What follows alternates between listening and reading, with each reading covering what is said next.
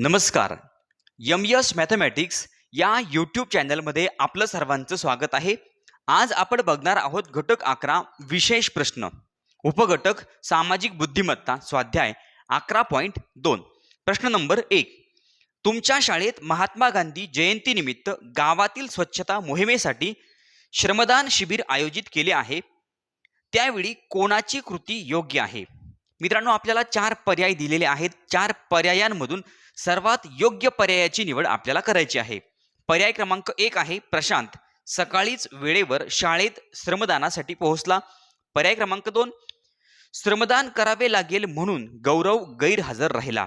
पर्याय क्रमांक 3 प्रकाशने आपल्या इतर मित्रांना श्रमदान करू नका म्हणून सांगितले. आणि पर्याय क्रमांक 4 श्रमदान हेच श्रेष्ठ दान लिहिलेला फलक राजाने फाडला.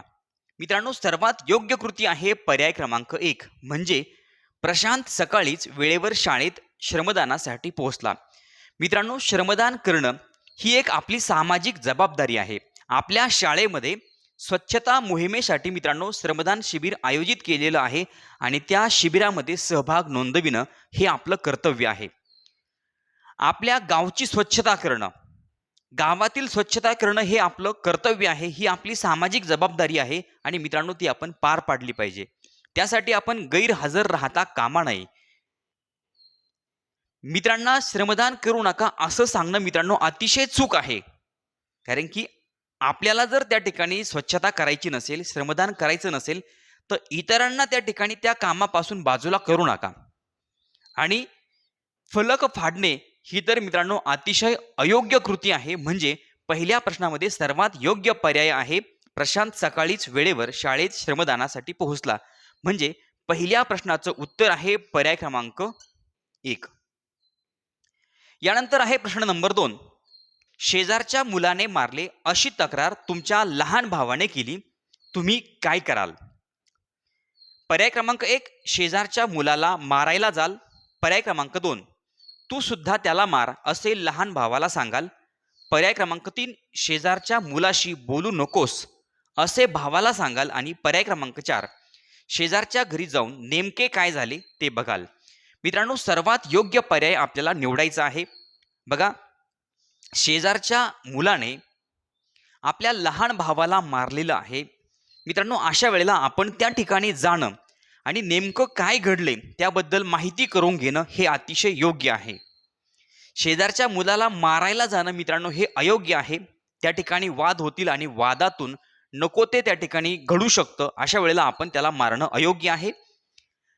आपल्या लहान भावाला सांगायचं की तू सुद्धा त्याला मार, मित्रांनो हे सुद्धा अयोग्य आहे. त्यातून भांडणं होतील आणि त्यातून नको ते प्रकरण, नको ते वाद होऊ शकतात. आणि शेजारच्या मुलाशी बोलू नको हे सुद्धा अयोग्य आहे.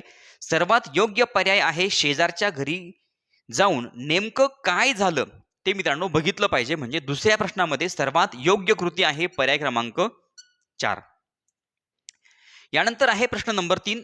भूकंपग्रस्तांना मदत करण्यासाठी शाळेत तुम्हाला आवाहन करण्यात आले आहे, अशा वेळी तुम्ही काय कराल? पर्याय क्रमांक 1 वर्ग शिक्षकांची जबाबदारी म्हणून तुम्हीच मदत करा असे त्यांना सांगेन. टीव्हीवरील भूकंपग्रस्तांच्या बातम्या बघत बसेन. स्वतःच्या खाऊचे पैसे किंवा साठवलेले पैसे मदत निधीसाठी जमा करेन. आणि पर्याय क्रमांक 4 दुर्लक्ष करेल. मित्रांनो, भूकंप या ठिकाणी झालेला आहे आणि तिथे मदत करण्यासाठी आपल्याला आवाहन करण्यात आलेलं आहे. अशा वेळेला आपण नुसत्या टीव्हीवरच्या बातम्या बघून त्यांना त्या ठिकाणी मदत होणार नाही.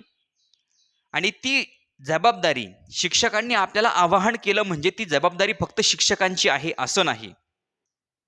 आणि आपण त्या बातमीकडे दुर्लक्ष करणं मित्रांनो हे सुद्धा अयोग्य आहे. कारण की आपण समाजामध्ये राहतो म्हटल्यानंतर समाजाप्रती आपलं काहीतरी देणं लागतं.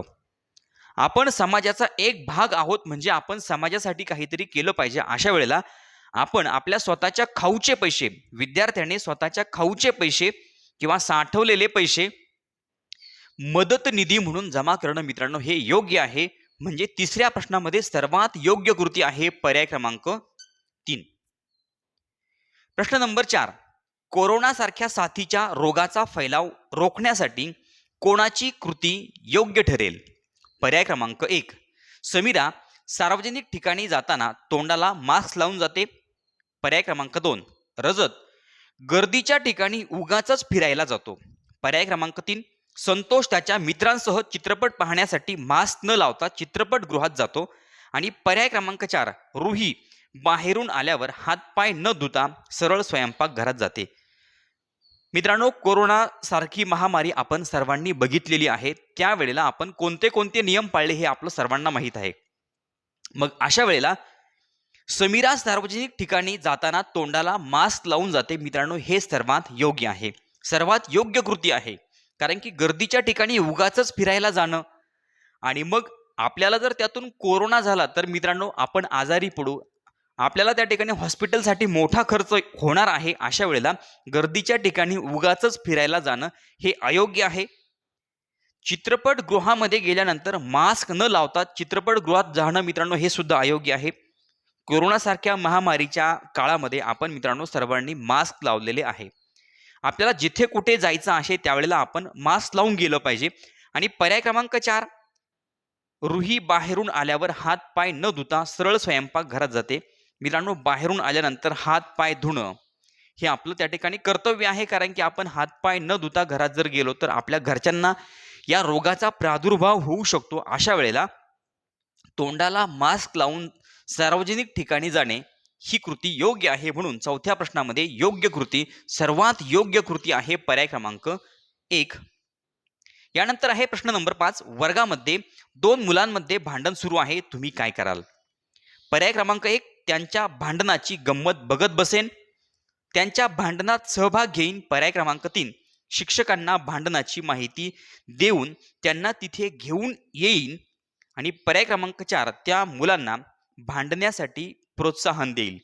मित्रांनो, वर्गामध्ये भांडण सुरू आहे, अशा वेळेला आपण त्यांची गंमत बघत बसणं, कोण किती छान मारतोय, कोण कोणाला किती मारतोय हे बघत बसणं मित्रांनो अयोग्य आहे.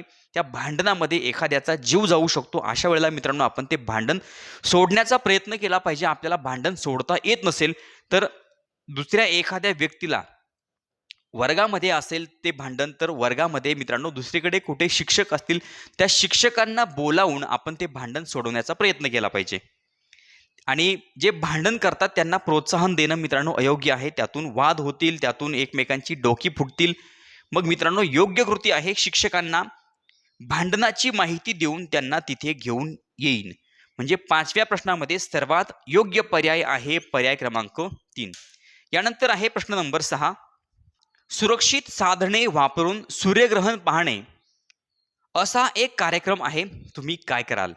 पर्याय क्रमांक 1 सूर्यग्रहण पाहणे अशुभ आहे अशी अंधश्रद्धा पसरवाल, सूर्यग्रहण पाहण्याचा अनुभव घ्याल, सूर्यग्रहण पाहिल्याने माणसे आंधळी होतात असा गैरसमज पसरवाल, कार्यक्रमात सहभागी न होता घरीच बसाल.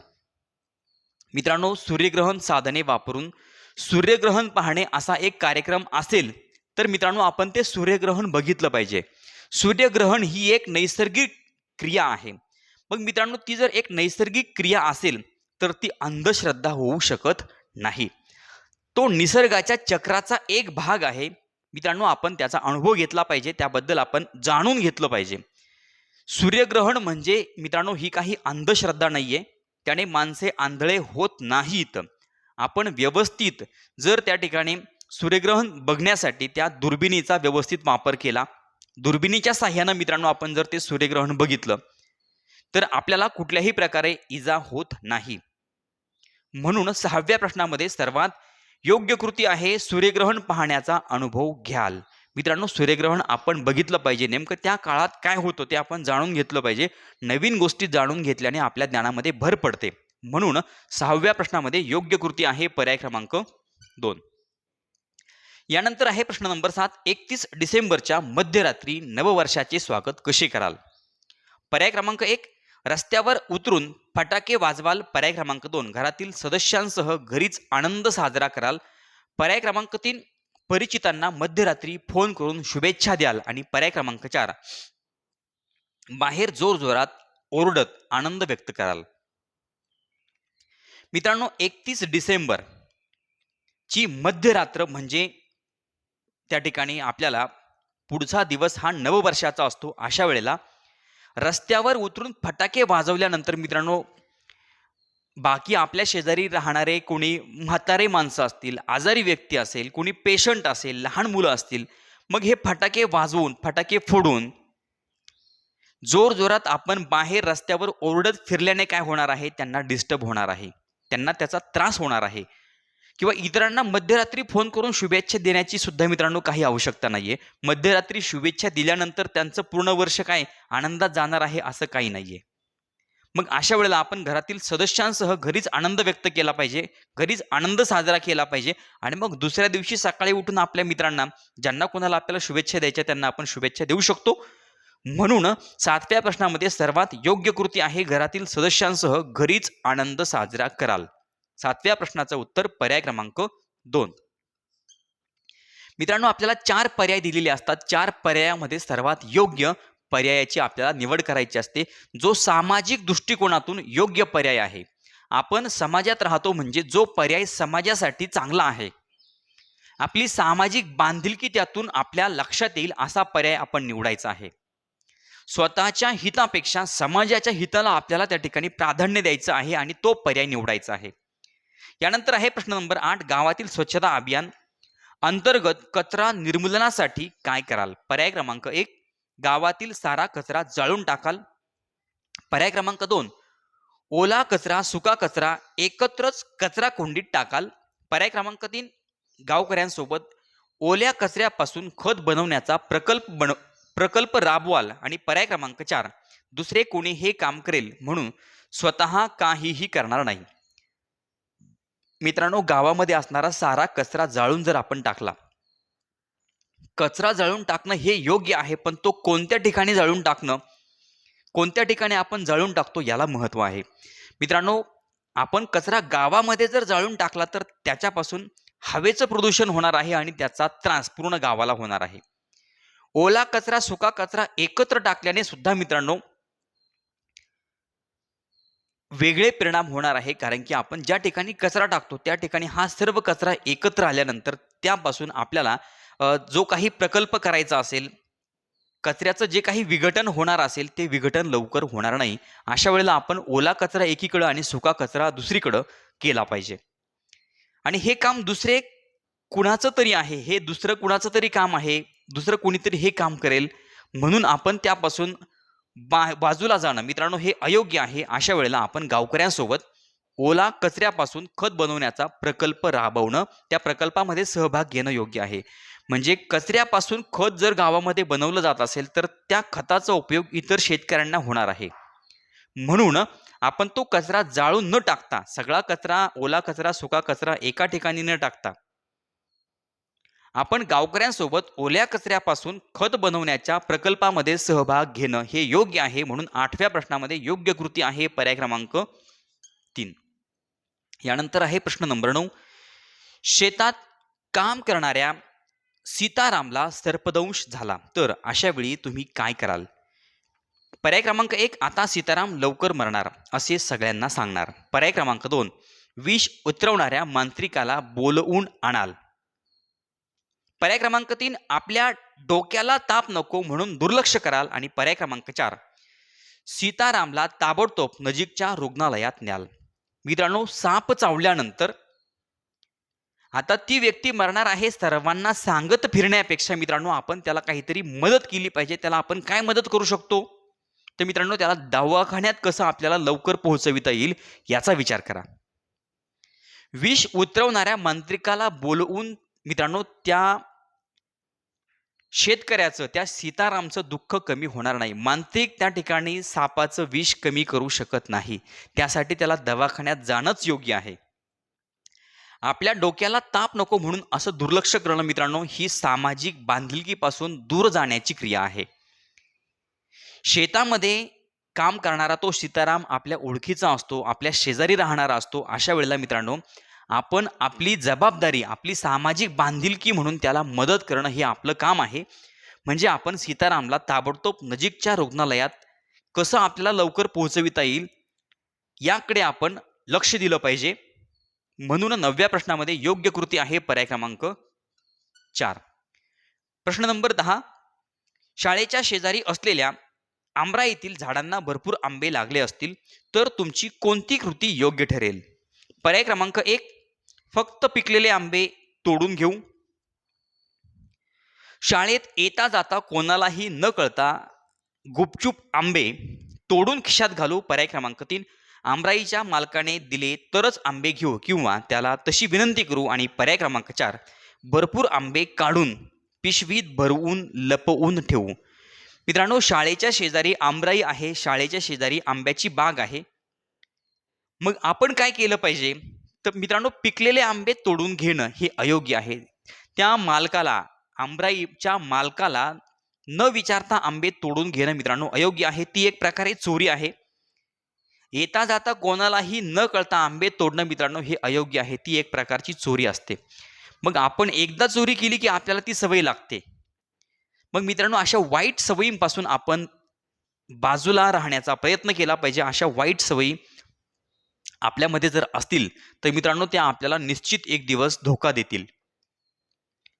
भरपूर आंबे काढून पिशवीत लपवून ठेवू. मित्रांनो, लपवून ठेवू नका.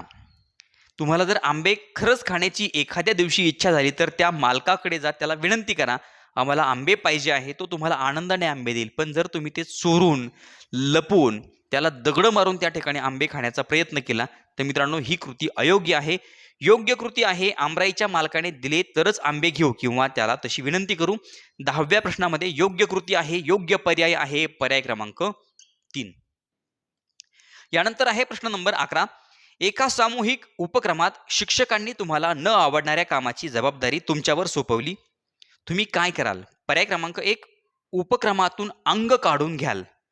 पर्याय क्रमांक 2, तुम्हाला आवडणारेच काम देण्याचा हट्ट कराल. पर्याय क्रमांक 3, चिडचिड करीत काम कराल. आणि पर्याय क्रमांक 4, कामाची जबाबदारी आनंदाने स्वीकाराल. मित्रांनो, एक शाळेमध्ये असणाऱ्या उपक्रमामध्ये शिक्षकांनी आपल्याला न आवडणाऱ्या कामाची जबाबदारी दिली. मित्रांनो, आपण न आवडणारं काम सुद्धा कधीतरी करून बघितलं पाहिजे. आवडणारं काम प्रत्येक जण करतो, पण न आवडणारं काम जर मित्रांनो आपण करून बघितलं तर त्यातून आपल्याला नवीन गोष्टी शिकायला मिळणार आहे. मग नवीन गोष्टी शिकायला मिळाल्या, आपल्या ज्ञानात जर भर पडली तर ते आपल्यासाठी चांगलंच आहे. म्हणून मित्रांनो, त्या उपक्रमातून अंग बाजूला काढून घेणं चुकीचं आहे. शिक्षकांनी दिलेली जबाबदारी प्रामाणिकपणे करणं हे आपलं काम आहे. तुम्हाला आवडणारेच काम देण्याचा हट्ट करणं सुद्धा मित्रांनो हे अयोग्य आहे. कारण की शिक्षकांनी आपल्याला दिलेलं काम आहे, वरिष्ठांनी केलेल्या आज्ञेचं पालन आपण केलं पाहिजे.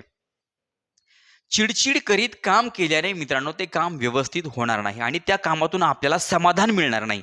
म्हणून कामाची जबाबदारी आनंदाने स्वीकारली पाहिजे. न आवडणाऱ्या कामातून सुद्धा मित्रांनो आपल्याला बऱ्याच गोष्टी शिकायला मिळतील. म्हणून 11व्या प्रश्नामध्ये योग्य कृती आहे पर्याय क्रमांक 4. यानंतर आहे प्रश्न नंबर 12. मित्रांनो, एसटी स्टँडवर खूप वेळ एसटी न आल्यामुळे लांबच लांब रांग लागलेली आहे. इतक्यात एसटी आली तर तुम्ही काय कराल? स्वाध्याय नंबर 11.2 या स्वाध्यायातला हा शेवटचा प्रश्न आहे आणि या शेवटच्या प्रश्नाचं उत्तर तुम्ही मला कमेंट बॉक्समध्ये सांगा. चॅनलवर नवीन असाल तर चॅनल सबस्क्राईब करा. व्हिडिओ आवडला तर लाईक करा, शेअर करा. पुन्हा भेटूया पुढच्या व्हिडिओमध्ये. धन्यवाद.